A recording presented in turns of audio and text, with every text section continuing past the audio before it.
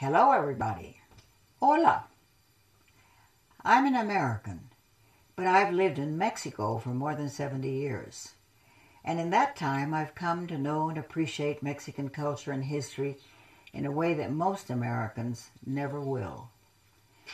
All the bad news in the headlines today makes me angry. Mexico is so much more than drugs and cartels. The experience in living and working here is much different than you might think. In fact, most Americans have a very distorted and frankly uneducated view of Mexico. But it isn't their fault. If you had to try to understand what Mexico is all about by the history books, you would be bored to tears before you learn very much. Most history books, based on academic jargon, make readers cast them aside after the first chapter. That's the first reason I wrote this book. I wanted a book that my family and friends could read and would be both informative and entertaining.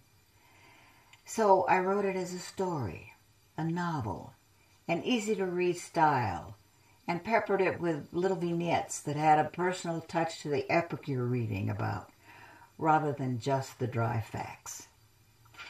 The second reason I wrote this book might surprise you. I want to promote a better understanding of Mexico in the English-speaking world, a view of what Mexico's gone through in its 5,000-year history to become what it is today. The United States is no more defined by its street crime than is Mexico. Why are these terrorist-minded criminals trying to destabilize Mexico? Where's the biggest drug market in the world? Someday, most of what we see in the headlines and hear in the news will be a footnote in history.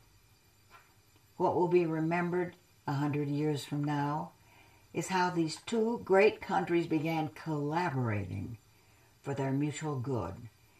And the fruits of that collaboration will produce amazing economic and cultural results. Read my book and you'll find many reasons. And the third reason I wrote this book is to provoke you. I want to encourage you to play a role in helping these two great economic powers and cultures become the best of what is possible for them. And I want to challenge you to understand why and how that is possible. So first, read the book. Second, if it provokes you, think about what's possible based on what you've read. Third, post your suggestions on how and why Mexico and the USA can collaborate for their mutual good. I want to hear from you how it can work. So that's it. Very simple. Enjoy my book. Think about the positive aspects. Share your comments on my Facebook page, and I'll join you there in the conversation. Let's bring the USA and Mexico together instead of each thinking of the other as a problem. Thanks.